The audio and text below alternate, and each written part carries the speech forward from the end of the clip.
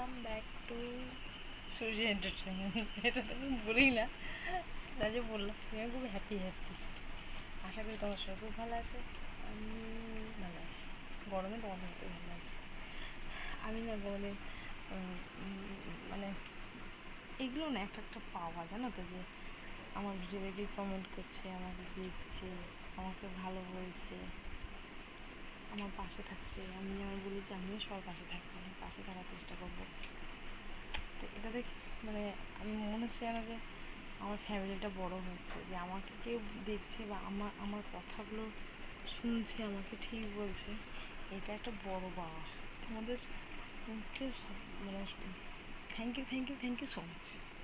তো এখন বাজে 11:30 বাজে রাত্রে।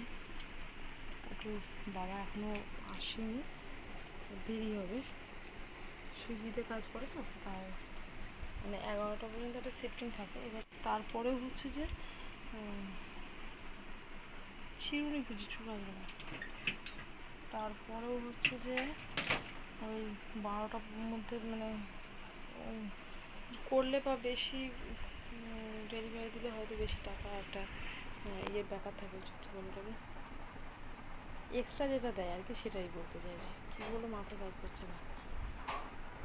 তো আমার ছেলের খাওয়া হয়ে গেছে, যে ছেলে মূলো গাজর সবার খাওয়া হয়ে গেছে। তো আমাকে ফোন করে মেঘ ঢাকলো, বৃষ্টি হবে? না না, বৃষ্টি হবে না। বৃষ্টি রবিবার হওয়ার সম্ভাবনা আছে। একটু বসি, তোমাদের সাথে গল্প করি। তো মামাকে বললো যে তুমি খেলে খেয়ে নাও। তো আমি বললাম যে না, তুমি এলেই খাবো, একা একা আমার খেতে ইচ্ছে করে না। তো তুমি আসো, তারপরেই খাবো। দুটো তো খাওয়া হয়ে গেছে। মেঘ ডাকছিস না? না না, ডাকছে না। এতটা সুখকর কানে আসবে যে বৃষ্টি হবে? এত তাড়াতাড়ি না। আমি চেঞ্জ করে নিয়েছি একবারে, বিছানাটাও করে নেবো। কারণ এখনও যাবে চন্দননগর, বাগবাজার। এখন ভাবলে আমাদের এখানে আছে, ওখান থেকে যাবে বাগবাজার। ওখান থেকে বললে যাবে রেস্টুরেন্টে অর্ডার যদি দিয়ে যেতে খুব ভালো হবে। পুটু বাবা অনেক কটা বছর মানে বসেছিল, 3 বছর মতো। তো 3 বছর আমাকে দেখেছে অক্লান্ত পরিশ্রম করতে, মানে প্রচণ্ড পরিশ্রম করে যে সংসারটাকে দাঁড় করিয়ে রেখেছি, বা ওর স্বাদ ছাড়েনি। মানে এই জন্যই এখন ও যেহেতু সুস্থ, তাই ও প্রচুর পরিশ্রম করছে। আর চাইছে যাতে সব পরিস্থিতি ঠিক হয়ে যাক।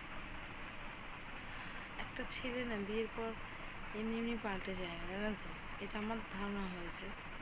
আর ও যখন সে করোনার আগে থেকে যখন ও বিছানায় পড়ে যাওয়ার মতো অবস্থা হয়েছিল, মানে ফুটবলে বিছানায় পড়ে গিয়েছিল, মানে কোমরের এত যন্ত্রণা হতো, মানে বাথরুমে গেলে ওকে ধরে নিয়ে যেতে হতো।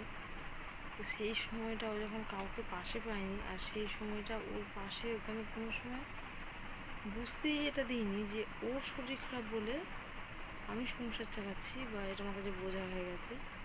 সে কিছু আমি বুঝতেই দিইনি। তো সেই জিনিসগুলো ও না বসে আজকের দিনে দাঁড়িয়ে বুঝতে পারছি ও সব খেয়াল করেছে। ওকে আমি কোনো সময় মানে একটা ছেলেরা মানে নেশা করে।